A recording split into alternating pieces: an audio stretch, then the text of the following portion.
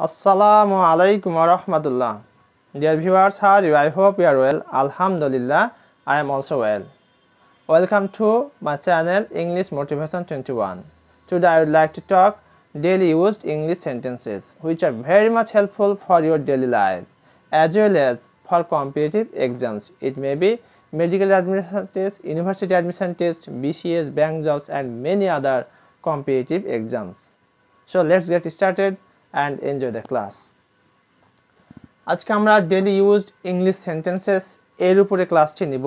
এই ক্লাসটি খুবই গুরুত্বপূর্ণ, বিশেষ করে যারা ইংরেজির প্রতি ভালোবাসা রয়েছে তাদের জন্য, কারণ এই বাক্যগুলি তোমার দৈনন্দিন জীবনে যেরকম ব্যবহৃত হবে, পাশাপাশি যারা আমরা শিক্ষার্থী লার্নার্স তাদের জন্যও খুবই গুরুত্বপূর্ণ। কারণ যে কোনো কম্পিটিটিভ পরীক্ষায় এই সমস্ত ট্রান্সলেশন থেকে পরীক্ষাতে প্রায় এসেছে, কারণ এই ট্রান্সলেশনগুলো বিগত সালেরই কোনো না কোনো প্রশ্ন। অতএব বুঝতেই পারছো কত গুরুত্বপূর্ণ। চলো আমরা শুরু করি। সে কোনো কাজের নয়। আমরা আমাদের সমাজে দৈনন্দিন জীবনে কাজ করতে গিয়ে মাঝে মধ্যে দেখা যায় কেউ কোনো কাজ পাচ্ছে না, তখন সে আরেকজন অভিযোগ করে বলছে সে কোনো কাজেরই নয়। তাহলে সে কোনো কাজের নয়, এটাকে আমরা ইংরেজিতে বলতে পারি হি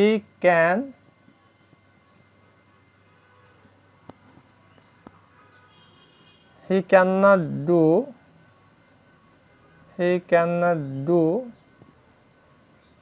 any work. তাহলে সে কোনো কাজের নয়, এটাকে আমরা কিভাবে বলতে পারি? He can not do any work, মানে সে কোনো কাজ করতে পারে না, তার মানে সে কোনো কাজের নয়। লোকে তাকে বোকা বলে। হ্যাঁ, সমাজে এমনও লোক দেখা যায় যে আসলেই বোকা, তখন জনগণ তাকে বোকা বলে, কিন্তু আসলে বোকা হলেও তাকে বোকা বলে ট্রিট করা উচিত নয়। কারণ আমরা হিউম্যান বিংস, আমাদের মনুষ্যত্ববোধ থাকা উচিত। কারণ পৃথিবীতে মানুষ এসেছে বিভিন্ন রূপে, বিভিন্ন কালারে, আর এটি আল্লাহ পাঠিয়েছেন, কোনো মানুষের সৃষ্টি নয়। সেই দৃষ্টিকোণ থেকে আমরা কাউকে ছোট করে দেখব না। লোকে তাকে বোকা বলে, তাহলে লোকে বলে পিপুল কল। পিপুল কাকে বলে? তাকে। তাহলে পিপুল কল হিম, কি বলে? বোকা। ফুল মানে হচ্ছে বোকা। পিপুল কল হিম আ ফুল। যদি বলা হয় জনগণ রহিমকে বোকা বলে, তাহলে পিপুল কল রহিম আ ফুল। জনগণ তাকে বোকা বলে, সেটা তো দেখলামই আমরা। জনগণ রহিমাকে বোকা বলে, people call Rahima a fool. In this way you can speak. তিনি একটি স্বপ্ন দেখলেন, এটা কোন টেন্স? তিনি একটি স্বপ্ন দেখলেন, তার মানে দেখা হয়ে গেছে ইতিমধ্যে, মানে অতীত হয়ে গেছে। তাহলে তিনি একটি স্বপ্ন দেখলেন, এটা পাস্ট ইনডিফিনিট টেন্স হবে। তিনি ইংরেজি হচ্ছে হি, আর স্বপ্ন দেখার ইংরেজি হচ্ছে ড্রিম। আর যেহেতু পাস্ট টেন্সে আছে এই কারণে হয়ে যাবে dreamed.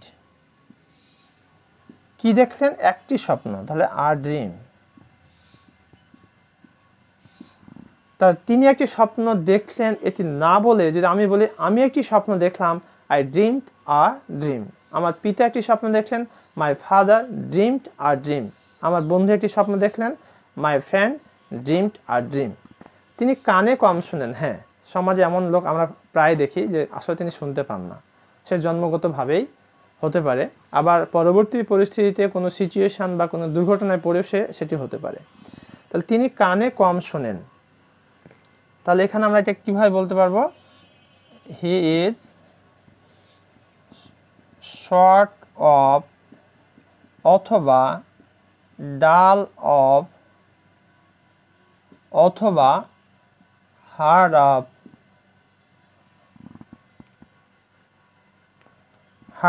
Of hearing.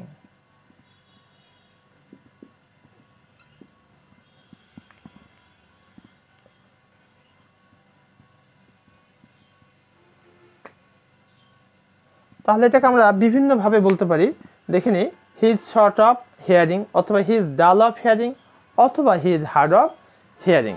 You can choose any form. এবার আমরা পরবর্তী যে বাক্যগুলি রয়েছে সেগুলো একটু দেখব।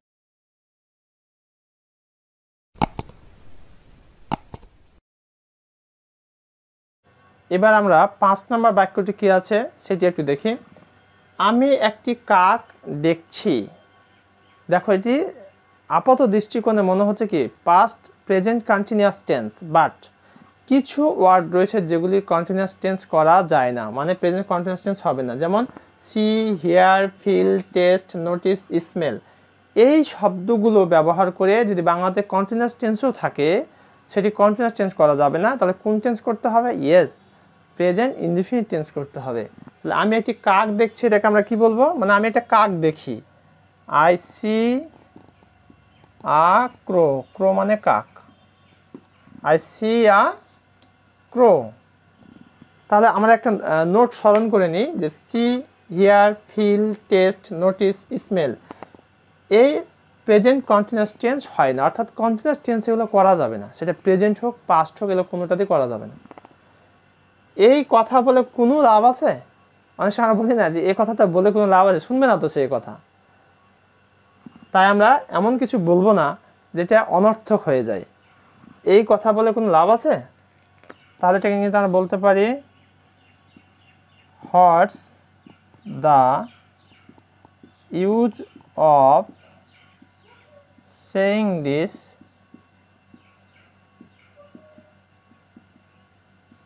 এখানে তোমাদের একটি প্রশ্ন থাকতে পারে, হোয়াটস বলতে কি বোঝানো হয়েছে? ইজ না হ্যাজ না was? Okay, what's the use of saying this, এটাকে আমরা বলবো what is the use of saying this. এখানে ওয়াজ করবো না, পাঁচটা আলামত নেই এক, আর এখানে আমরা হ্যাজ করলে অর্থ আসবে না, সেক্ষেত্রে আমরা কে বলবো? What is the use of saying this, অথবা what's the use of saying this. এবার আমরা 7 নম্বর বাক্যটি দেখি, ঢাকায় তুমি কোথায় উঠবে আমাকে বলো। অনেক সময় আমরা বলি না যে তোমার এক সহপাঠী বা তোমার এক কোনো বন্ধু ঢাকায় আছে, তুমি বহুদিন পরে ঢাকায় যাবে, তো তুমি রাস্তাঘাট চিনো না, তখন তোমার বন্ধু বলছে আচ্ছা বন্ধু তুমি বলো আমাকে ঢাকায় তুমি কোথায় উঠবে, আমাকে বলো খালি লোকেশন, বাকিটা আমি দেখে নেব। তাহলে ঢাকায় তুমি কোথায় উঠবে আমাকে বলো, তাহলে আমাকে বলো ইংরেজি কি হবে? Tell me.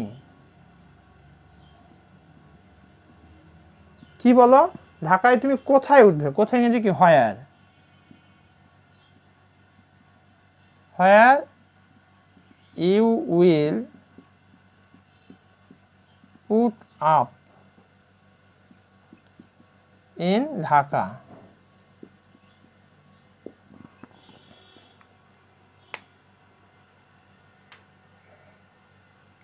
তাহলে একটু খেয়াল করি, ঢাকায় তুমি কোথায় উঠবে আমাকে বলো, টেল মি আমাকে বলো, হোয়ার হচ্ছে কোথায়, ইউ উইল পুট আপ, এখানে পুট আপ বলতে উঠানোর কথা মিন করা হয়েছে, phrase in Dhaka.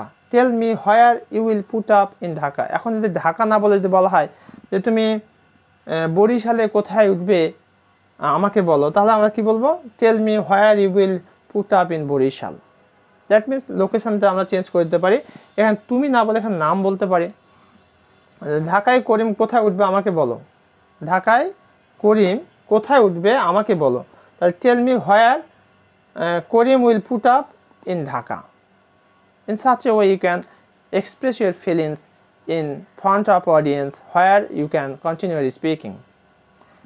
So dear viewers, I have already discussed some English sentences from Bangla to English. These are very much helpful for your competitive exams as well as in your practical life also. So my request, practice all these sentences so that you can improve your speaking quality as well as you can do better in your competitive exams. Thank you very much for watching this class. Assalamu alaikum wa rahmatullah.